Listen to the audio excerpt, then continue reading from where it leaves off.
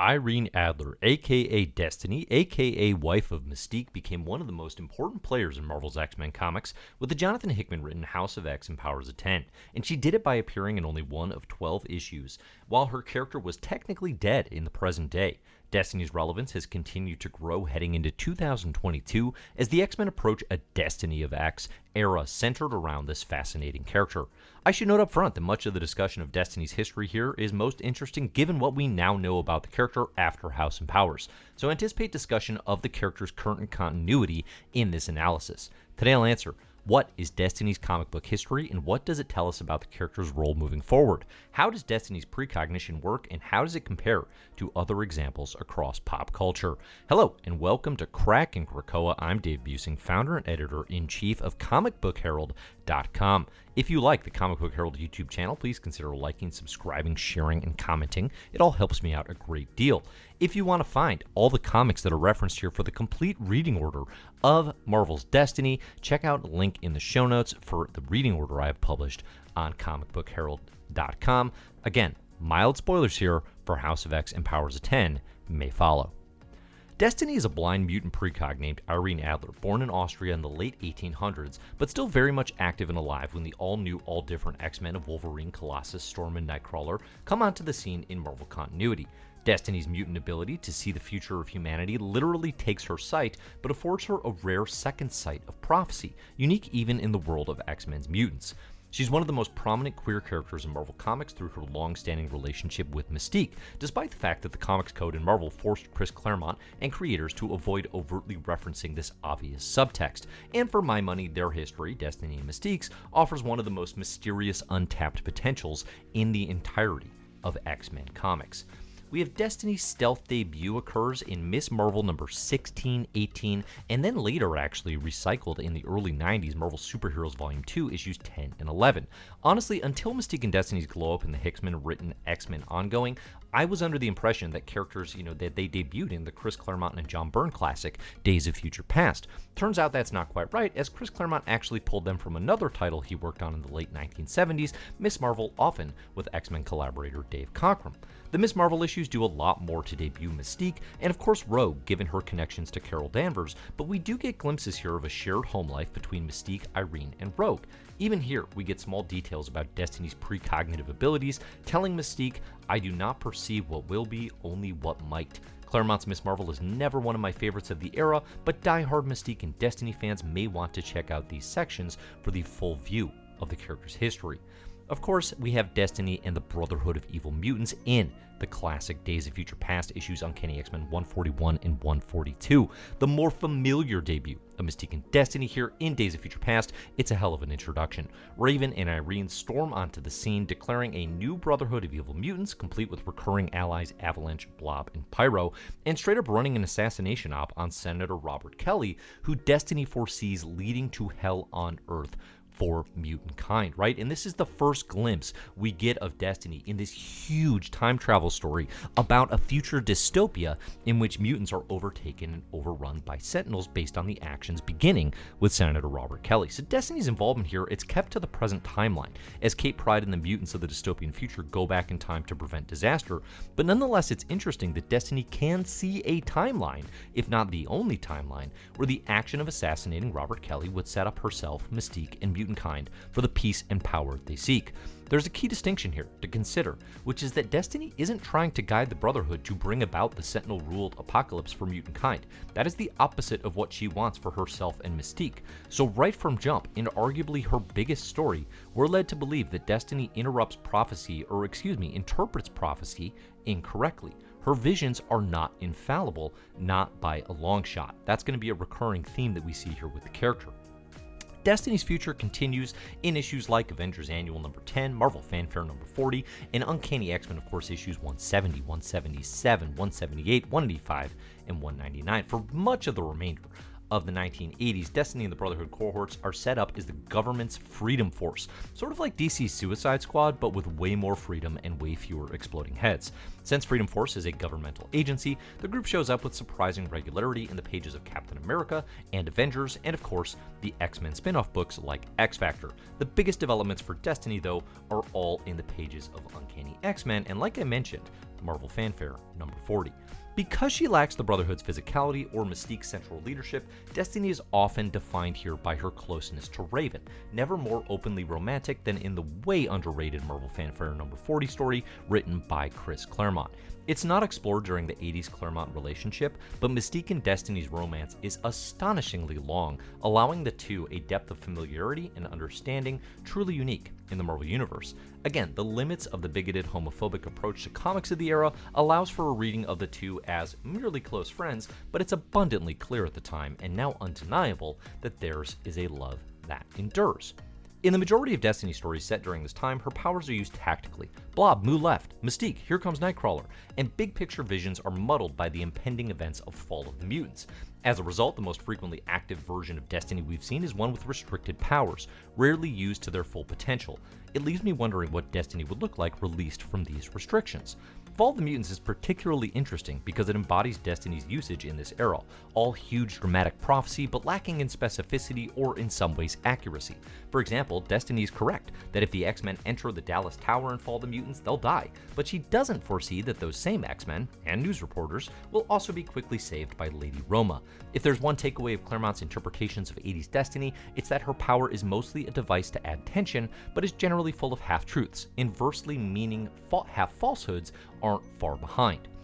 In The Death of Destiny, in Uncanny X-Men number 254 and 255, we get the single most interesting Destiny story of the Claremont era, and it comes from an extremely unlikely place, right? Tacked on 3/4 of the way through UXM number 254, an issue primarily centered around the Muir Island X-Men outfitted in bondage costumes, Moira X dressing to kill, and the Reavers invading and attacking Muir Island. For 3 pages, we actually experience a vision alongside Destiny, as Irene presumably is made aware of her impending demise, or at least the possibility of it. It's a surreal and ambiguous presentation by Claremont and Mark Silvestri, but a great glimpse into how visions occur for Irene Adler with her power set, right? Which is fairly mysterious and vague even through this point. Destiny's crystalline visions are mildly reminiscent of Dr. Manhattan's experience of all time at once in Watchmen. Uncanny X-Men number 254 is about 3 years after Watchmen, so it's certainly in that shadow. But it's notable that Destiny's experience of what's to come is less deterministic than Dr. Manhattan's. In Watchmen, Dr. Manhattan experiences all time simultaneously to the point that nothing ever ends, and it's only in Adrian Veidt's strategic confusing that Manhattan is capable of experiencing the unanticipated. With Destiny, though, futures are various shades of probable, and her own actions can influence which futures come to pass. It's precognition with agency, something Destiny uses in Uncanny 254 and 255 to sacrifice herself so that Mystique might have a future. When you look across the history of fictional precogs, Marvel's Madam Web is probably the easiest comparison, but it's Frank Herbert's Paul Atreides that represents the most potential for Destiny in action. In Dune, Paul's visions are one of his most unique attributes during his journey through Arrakis, but they're also shrouded in ambiguity and at times misdirection, not to mention the fear they instill on the bearer. There are events that will come to pass, events that might come to pass, and events that simply won't. What makes Paul so unique is, of course, that he is central to the narrative of Dune, and therefore his interpretation and actions regarding his visions must have ramifications. Think about this. Destiny has never been anywhere near the center of the Marvel Universe, and prophecy in shared universes only really works with patience, conviction, and eventually, for these are comics, event-sized explorations. Destiny of X may well be the first time this was remotely possible for the character of Irene Adler. Too often we see soothsayers imprisoned and used as mere tools for their prophetic visions. We see this, in admittedly interesting ways, in Jonathan Hickman's Shield, where Nostradamus is eternally tormented by Sir Isaac Newton. If this sounds bonkers, you should really read Shield, offering Newton the deterministic knowledge he values over all things, the story of how the world ends. Nostradamus is a great comparison for Destiny 2 because, as we'll see, both channel visions of complete histories of the world. It's one thing for a character to try to engineer change for prophecies that relate to them specifically. It's another thing entirely to attempt social engineering at the scale of sapient civilizations. How the World Ends is actually the core war at the heart of Hickman and Dustin Weaver's Shield, predetermined fate versus infinite human free will, and it very much summarizes the tug and pull of how Destiny can or should be used. Let's face it, any character predicting futures or coming from the future, or stories depicting futures in Marvel, they're all variable. They're all in flux, and by necessity, they all try to capture the possibility that they might come to pass without the certainty that stories must drive to their end destination. Old Man Logan, Days of Future Past, Future Imperfect, King Thor, all of these ends could befall the Marvel Universe. But the fortune teller or the time traveler has the agency to make choices that shape that direction, or arrive at something new altogether. As Hickman and Weaver arrive at their comically delayed second volume of S.H.I.E.L.D., the Marvel Universe timeline is forever shifting its known fate to accommodate the free will of various storytellers. A final thought on the nature of Destiny's prophecy in X-Men comics. In Marvel Comics Presents number 5, Chris Claremont returns and writes a short story about Nightcrawler encountering an alternate reality Destiny. Writes that Destiny's mutant ability allows her to perceive every timeline and reality imaginable. This language and particular interpretation is completely fascinating to me because it implies that Destiny's vision extends to the likes of the Age of Apocalypse, or Days of Future Past, or yes, Moira's Ninth Life from Powers of 10. It brings to mind Reed Richards' Bridge from the Jonathan Hickman run on Fantastic Four, or New Avengers, peering into alternate realities to take home lessons to shape their own present day. Now, in Destiny's history, the Freedom Force and Destiny era comes to a close with her death, which lasted an astonishingly long time in Marvel Comics years. Although Destiny's precognition plays a role from here, as we'll discuss, Irene Adler is dead in Marvel Comics continuity from publication date December 1989 until, well, right now. Destiny foresees her death, although it's during a Freedom Force versus the Reavers' bloody mess on Muir Island, and it's actually a Shadow King-influenced Legion, aka David Haller, who does the deed. There's so much to unpack with this death in retrospect. First, the fact that the death occurs on Muir Island, home of Moira MacTaggart's mutant research facility, and that Moira is one of the first people to see Destiny dead. Second, the fact that the son of Charles Xavier, deliberately conceived by Charles to become an Omega-level mutant, is responsible for the death, regardless of the actual level of culpability, given the role of the Shadow King on Muir Island during this period. And on top of all that, we have the general question of why Destiny, knowing the future to the degree she does, would let this moment come to pass. This is something Mystique rages over for a long time, even though the in-story reason is Destiny is attempting to save Mystique from dying instead, and that it's really a binary option. You can have this option or the other. You have X-Men 38, 39, and X-Factor 109 all explore these ideas as Destiny comes to Legion after her death in the form of a vision. Oddly enough, one that more or less coincides with the start of Legion Quest and the Age of Apocalypse. In Legion Quest, Mystique also gets her first real shot at revenge for Legion killing Destiny, although, as you'd imagine, it doesn't quite work out in Mystique's favor. The next era for Destiny is all about Destiny's diaries. Destiny's life after death is defined by her journals of the future, started by Alan Davis and carried through by Chris Claremont. You have issues like X-Men 93 and 94, and then into the Extreme X-Men, written by Claremont. A volume of Destiny's diaries are discovered by Kate Pryde during a visit to the former home of Mystique, Destiny, and Rogue in the Alan Davis written run on X-Men. At the time, the foreshadowings are primarily used to tease the upcoming X-Men the 12 crossover, but the implications are much larger and will be used to great effect by none other than the return of Chris Claremont. The Destiny Diaries are the driving force of Claremont's grand return to the X-Men after about a decade away in Extreme X-Men, a series title as desperate to capture the edginess of the new millennium as the painfully stilted Salvador Larroca interior art and deeply horny Bill Jamis era book covers. Claremont takes Destiny's journals and fleshes them out to a multi-volume set of complete history and future of the world, one that could lead to disaster if put in the wrong hands. The diaries here go from a curious artifact to one of the more fascinating MacGuffins in the Marvel Universe, up there with the Tablet of Life and Time or the Infinity Well.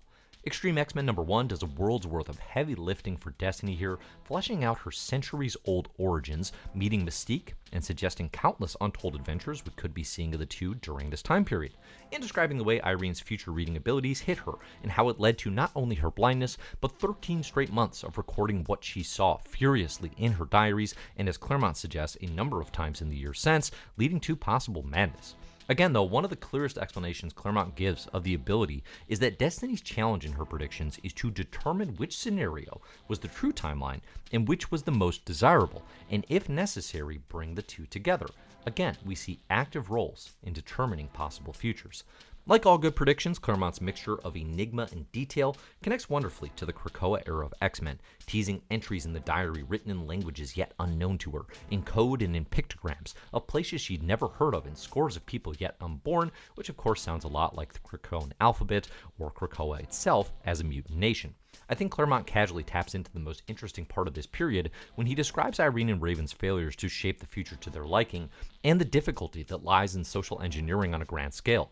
This is something we see described wonderfully in Claire North's book, The First 15 Lives of Harry August, and by transitive property, The Lives of Moira X from House of X number 2.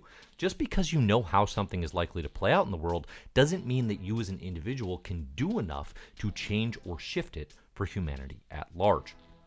Regardless, there's a world's worth of story that remains untapped from this single issue, something writer Tini Howard revisited in 2021's Marvel Voices with a short story featuring Destiny and Mystique.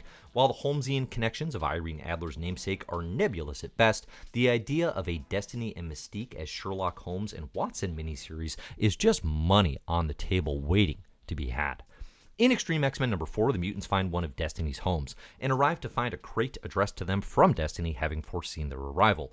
We also hear here that Destiny leaves her materials to her sole heir, Rogue. Again, this connection between Rogue and Destiny, I think, often gets lost in modern comics, but is very important and very interesting. There's a fascinating example, too, in Extreme X-Men number 5, where Sage maps various predictions from Destiny's journals together to show that Destiny actually predicted Cassandra Nova and the genocide of Genosha that we see in the Grant Morrison written New X-Men run. It's just that the language used is sort of vague, right? And it only kind of makes sense after the fact, once you know the E is for Extinction event and again, the genocide of Genosha. We see Destiny's journals continue to be explored, most predominantly in Mike Carey written run. On X-Men, you see in X-Men 201 to 203, Destiny lives on through her diaries. Mike Carey's excellent X-Men run, again, includes a hunt for these journals. This leads up to Messiah Complex, where we see Destiny's journals sort of motivating the behavior of Mystique. We see it in New X-Men number 46, again, set during the Messiah Complex. Mystique tries to use Hope Summers, the baby, the hope of mutant kind, to resurrect Rogue based on Destiny's diaries, right? She has a level of certainty based on what Irene had predicted in the future that drives and dictates her actions.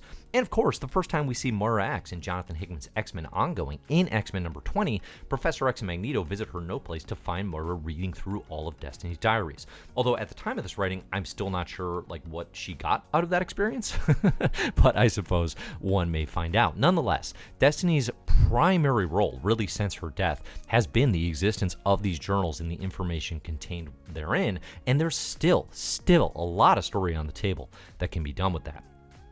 Now, one of the other most fascinating aspects of Destiny during this time period is Destiny's connections to the Black Womb Project. This is primarily seen, again, in Mike Carey's X-Men Legacy. For my money, it's the most fascinating post-death Destiny story, at least before House of X, and it's during X-Men Legacy, when the mysterious research projects of Alamogordo, New Mexico, a holdover from the early 90s Fabian DCA's written run on X-Men, it's built out as the Black Moon Project headed by Juggernaut and Professor X's fathers, Mr. Sinister in the guise of Nathan Milbury, Amanda Mueller, and Irene Adler, aka Destiny. Destiny's presence with this project remains an enormous wildcard, as the Black Moon Project is ultimately more or less revealed as a deeply evil project hellbent on ensuring immortality for Mr. Sinister, in this case by injecting his DNA into little baby Professor X. The most we really see of Destiny's involvement in thinking with the Black Moon Project stems from DCA's follow-up during the 2001 miniseries X-Men Forever in issue number 4, while Mystique and Kane Marco travel back in time during Irene's time with the project. Irene defines herself as more archivist than geneticist and leaves the implication that she's most interested in gathering and learning about mutant DNA as the atomic age evolves. To say I'd like to see more follow-up of this, would be a massive, massive understatement. I think there is so much more to be said about what Destiny was doing with the Black Moon Project, especially considering the fact that Destiny is a character who would not just be there by accident, right? There would be intent and there would be purpose and there would be an expectation of what was to come of that relationship.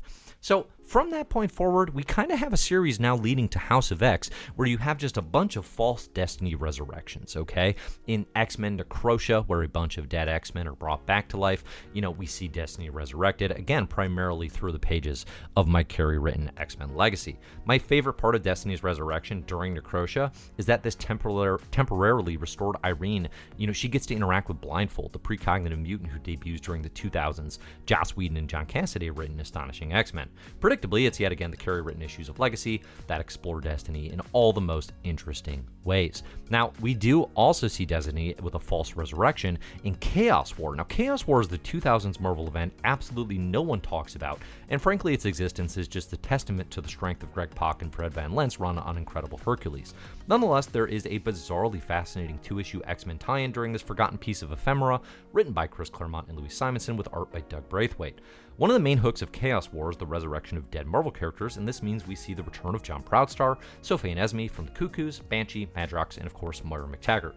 What we know in retrospect is that this Moira is actually a Shi'ar Golem, which still, whatever the hell that actually means, not the real mutant Moira who faked her own death to disappear during this time. Wilder still, in a post-House and Powers landscape, Claremont revisits Destiny's diaries in this two-issue stint, pulling a new volume with Destiny's spirit infused. Yes, it sounds exactly like a Horcrux, which leads to a resurrected Destiny merging spirits with the Shi'ar Golem Moira. It's an arch-enemy accidental Voltron situation, a classic mix-up. These two issues may be the ultimate continuity puzzle for current X-Men writers. I solemnly swear that no one will touch it. That is my Destiny of X prediction here. But either way, it's an interesting extension of Claremont's vision for Destiny and the diaries, particularly the limits of her power.